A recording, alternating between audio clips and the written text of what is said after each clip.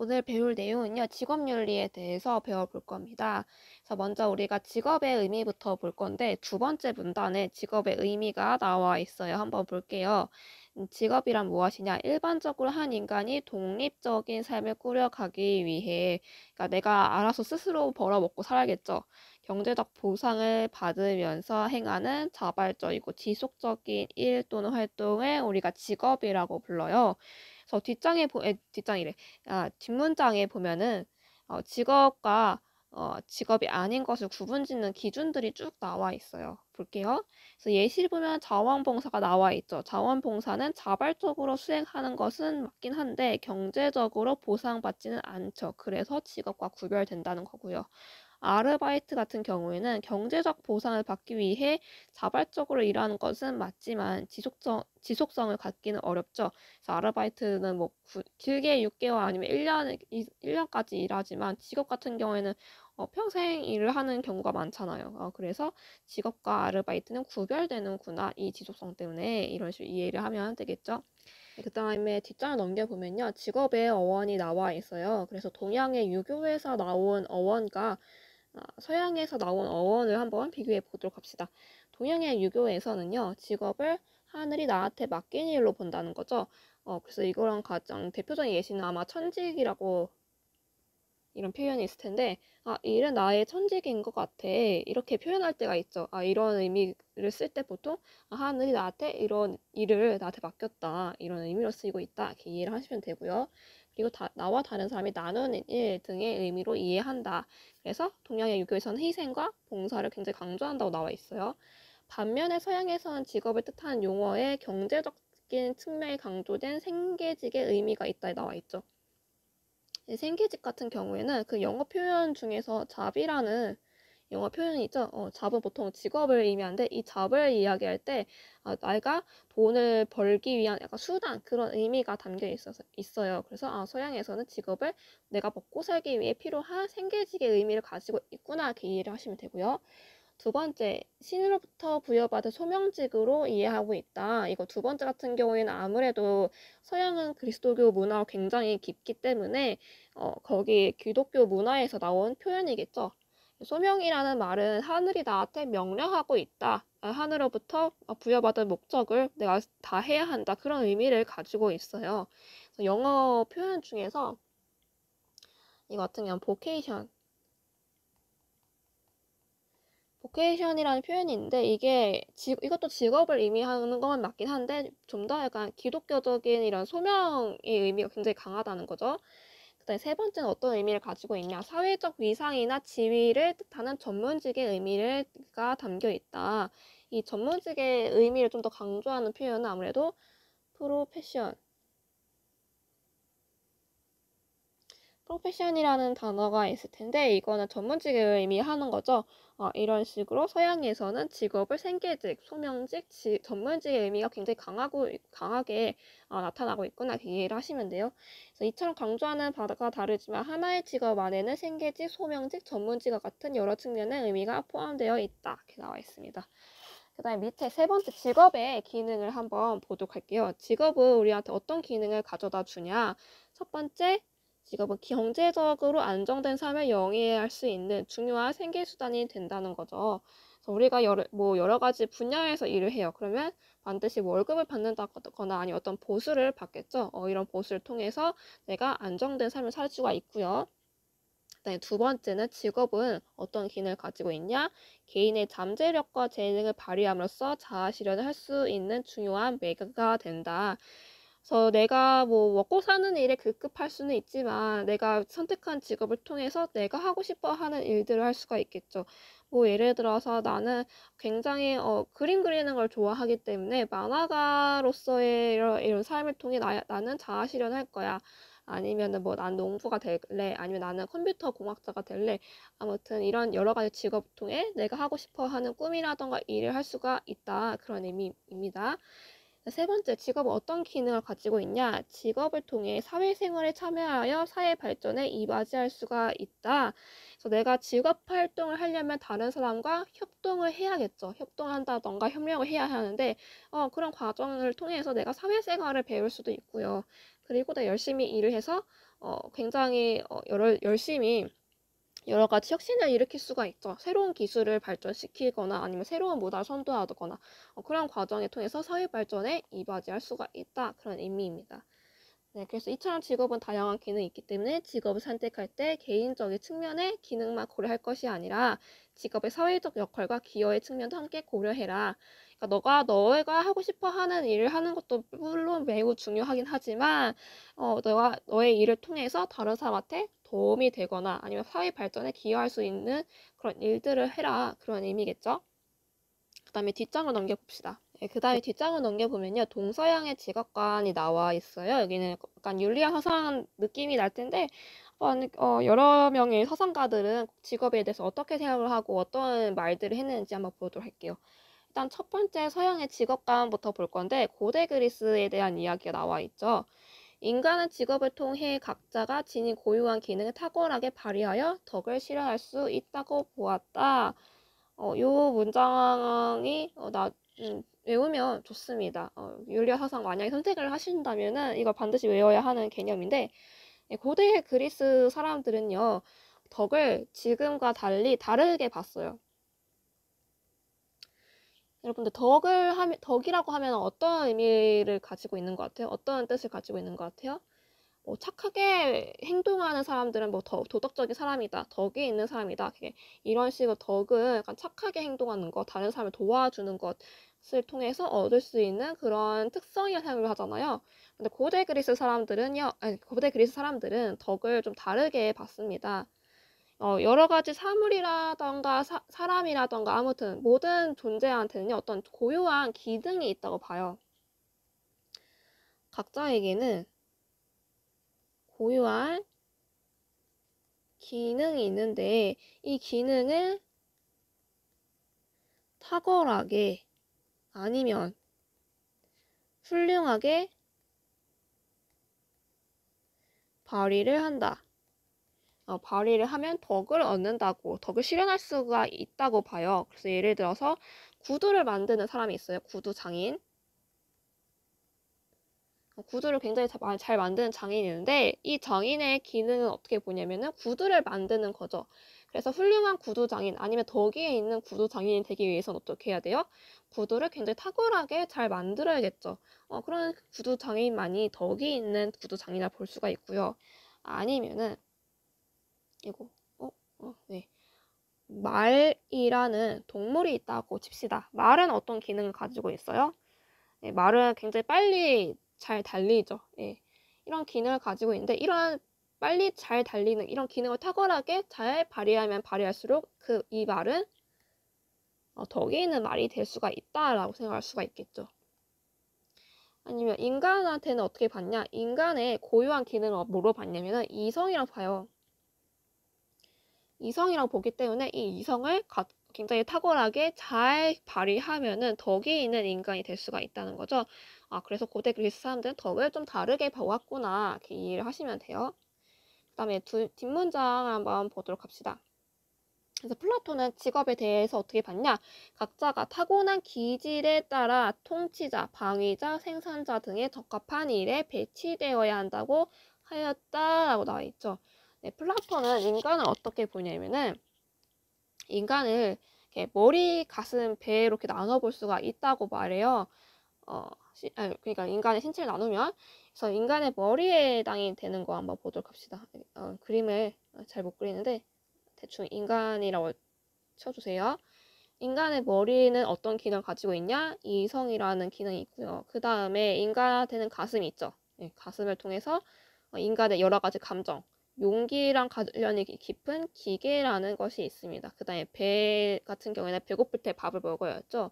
욕구라던가 욕망이라는 애가 있는데 아무튼 이성의 머리가 이성의 기능 굉장히 탁월하게 잘 발휘하면 덕을 얻을 수 있고 기계도 용기를 굉장히 잘 탁월하게 발휘하면 덕을 얻을 수 있고 욕구라던가 욕망이 이 기능을 굉장히 잘 탁월하게 잘 발휘를 하면은 절제라는 덕을 얻을 수가 있어요. 이 인간의 개인의 영혼을 이렇게 나눠볼 수가 있다고 말하는데 이거랑 똑같이 국가의 기능을 세 가지로 나눠볼 수가 있다고 해요. 그래서 이성에 해당이 되는 국가의 계층은 누가 있냐? 국가의 계층이라 쓸게요. 국가의 계층은 어떤 애가 있냐? 첫 번째, 통치자라는 애가 있다는 거죠. 예, 통치자는 머리에 해당이 되는 머리에 해당이 되는 사람이기 때문에 이 사람은 국가를 굉장히 잘 통치를 해야 하는 그런 역할을 가지고 있어요. 우리 국가한테는 진정으로 좋은 것이 무엇인가, 진정으로 선이 무엇인가 이런 것들을 탐구를 해가지고 국가에 가장 좋은 일들을 해야겠죠. 정치 활동하거나 통치를 굉장히 잘 해야 된다. 그 다음에 두 번째, 기계에 해당이 되는 계층이 누구냐면 방위자라는 애가 있습니다. 방위자라는 말이 어려울 텐데 쉽게 말해서 군인 계층이에요. 군인은 어떤 역할을 해요? 용기를 가지고 적과 함께 싸워서 이겨야겠죠. 그런 역할을 하는 게 방위자고요. 그래서 군인은 용기라는 덕을 굉장히 잘 가져야 되고, 그 다음에 마지막 어떤 계층이 있냐?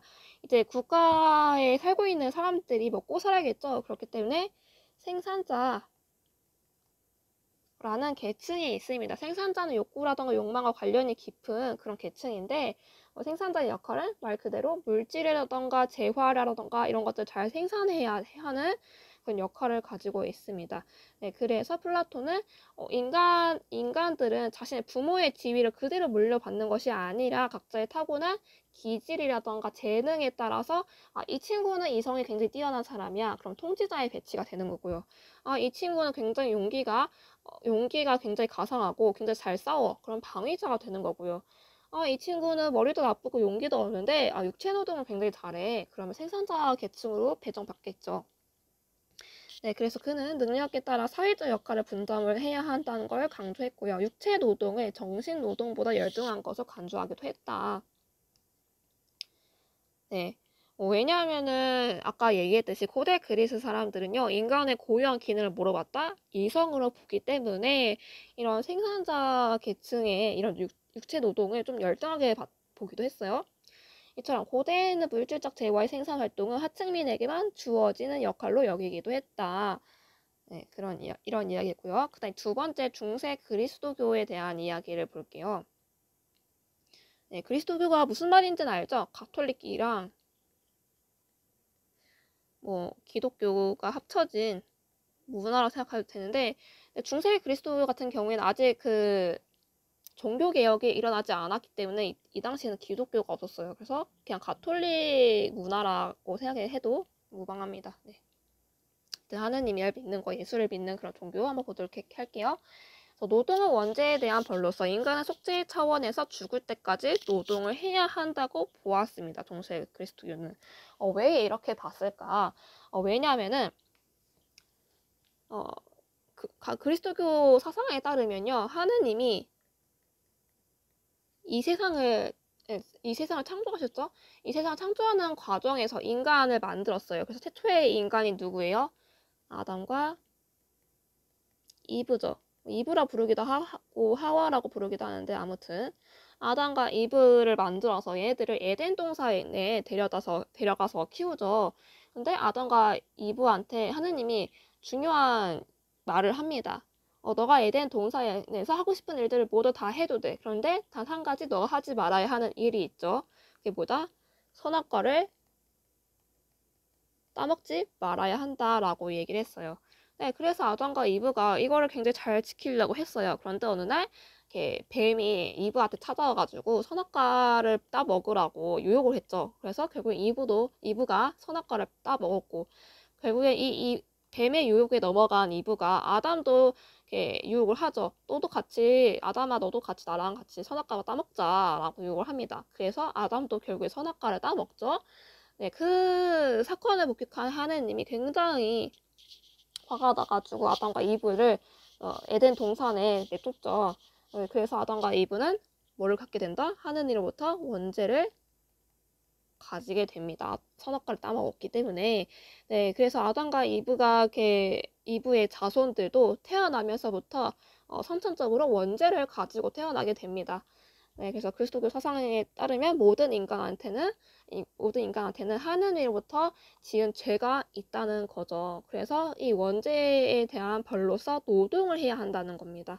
그래서 인간 속죄 차원에서 죽을 때까지 노동을 열심히 해야 된다. 그래서 중세 그리스도교의 서상가 중에 한 명이던 아퀴나스는 신학대전에서 무슨 얘기를 했냐?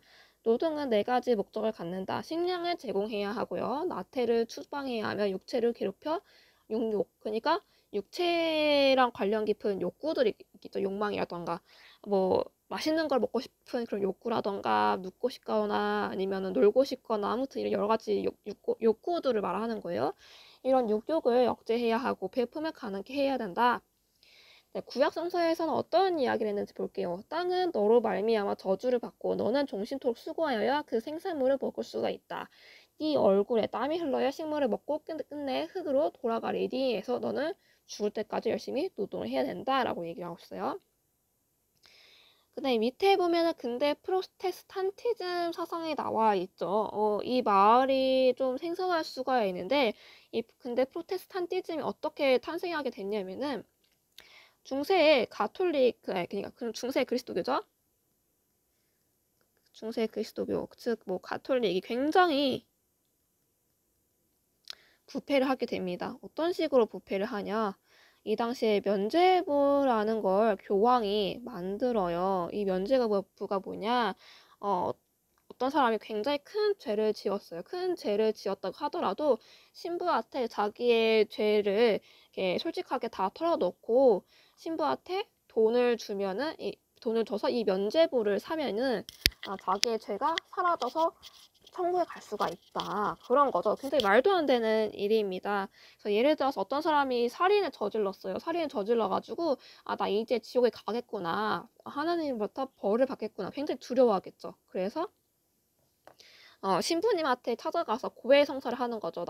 사실은 옆집 애가 너무 싫어가지고 죽였다라고 일단 고해성사를 한 다음에 신부님한테 이렇게 돈을 줘가지고 면죄부를 사는 거죠. 면죄부를 살면은 교황이 이제 인증하는 겁니다. 너는 이 면죄부를 샀으니까 너의 죄는 사라지게 되는 거고 너는 나중에 천국에 갈 것이야. 천국 가는 티켓 너한테 발행해 줄게. 이런 게 면죄부입니다.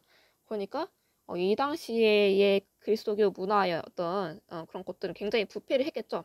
여기에 대해서 반발을 하는 게 루터와 칼뱅의 종교 개혁입니다.